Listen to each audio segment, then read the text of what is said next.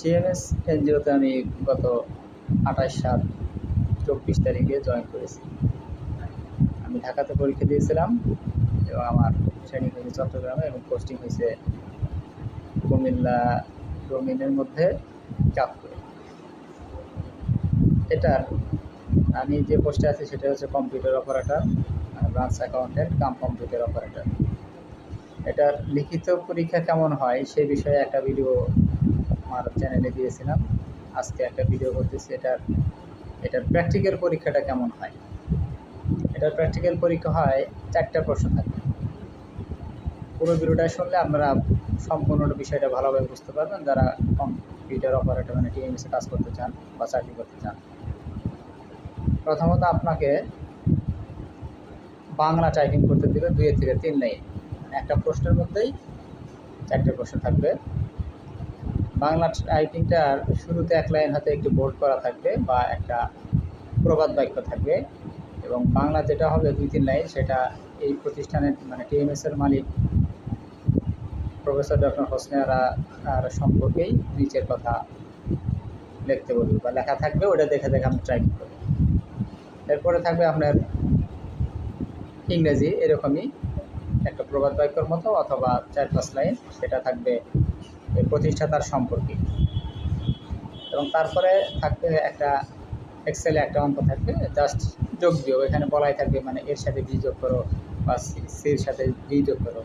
কিন্তু এখানে বিষয় হলো আমরা এক্সেলে যে যোগ বিয়োগগুলো করি সেখানে নামগুলো আমরা বাংলায় লিখে থাকি, কিন্তু এইখানে এই প্রশ্নেতে বেশিরভাগই প্রশ্নটা ইংরেজিতে হয়, মানে নামগুলাও ইংরেজিতে লিখতে হয়, বাংলা ব্যবহার খুবই কম করতে হয়।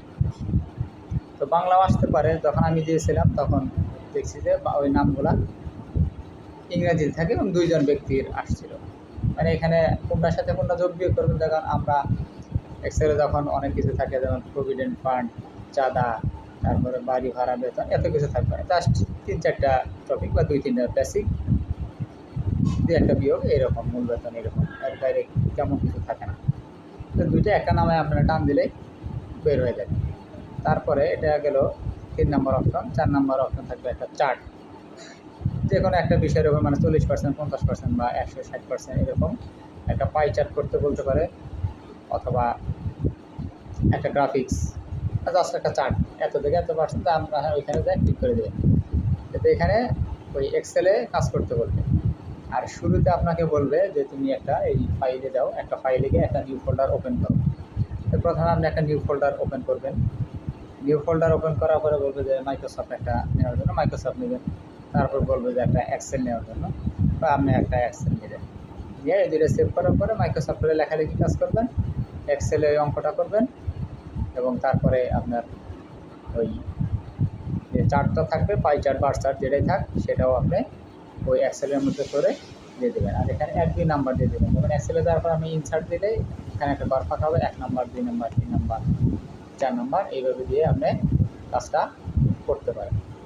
তো এখানে আসার পরে কাজটা অনেক কঠিন লাগে। আপনার যদি শাখাটা 10-12 কোটি শাখা হয়, সেক্ষেত্রে দেখা যায় যে কাজ করাটা অনেক কঠিন হয়ে যাবে বা টাফ হয়ে যাবে। আর যদি ছোটো শাখায় দেয় তাহলে কাজটা আপনারা করতে পারবেন, সহজে আয়ত্ত করতে পারবেন।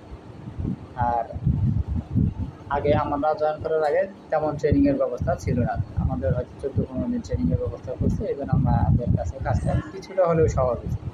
এর আগের যে নিয়োগগুলো হয়েছে সেক্ষেত্রে দেখা গেছে যে কোনো ট্রেনিং নেই, সরাসরি 2 দিন ওরিয়েন্টেশন ক্লাস করে আপনাকে সরাসরি কাজে বসাবে, সেক্ষেত্রে দেখা যায় অনেক ঝামেলা। আর এই পোস্টে যেমন অন্য এনজিওতে অ্যাকাউন্টে তেমন কোনো কাজ নাই, যেমন লোন বিতরণ থেকে শুরু করে ওরা ফিল্ড সুপারভাইজার দ্বারা তারাই করে থাকে, যেমন গ্রামীণে রাখে। তো এখানে আপনার যাবতীয় কাজ ওরা ফিল্ড থেকে এসে টাকা পয়সা আপনার কাছে বুঝাই দেবে, এবং কত টাকা লোন বিতরণ করবে সব কিছু আপনার হাতে করবে। ম্যানেজার জাস্ট শুধু টাকা হাতে দেবেন, ম্যানেজার আর বললে বলতে পারে, না বললেও সে টাকাটা সদস্যকে দিয়ে দিতে, মানে সব দায় ভার অ্যাকাউন্ট্যান্টকেই নিতে হবে। এই জন্যই এই প্রতিষ্ঠানে অ্যাকাউন্ট্যান্টের চাপ বেশি। আর অ্যাকাউন্ট্যান্টের চাপ বেশি দেখে এখানে বেতনের আকর্ষণটা খুবই লোভনীয় করছে, যাতে সহজে মানুষ এখানে উদ্বুদ্ধ হয়। যে 1 মাসের জামানতটা আবার বেশি, যে 1 মাসের জামানত যদি 30-35 হাজার টাকা হয়, সে 1 মাসে 30,000 টাকা বেতন পাবে, তাহলে তো 1 মাস চাকরি করলেই হয়ে যাবে, কিন্তু 1 মাস চাকরি করাটা খুবই কঠিন। তো ধৈর্য ধরে আপনারা আমার ভিডিওটা শুনবেন, এরপরের পার্টটা আগামী ভিডিওতে দেব ইনশাল্লাহ।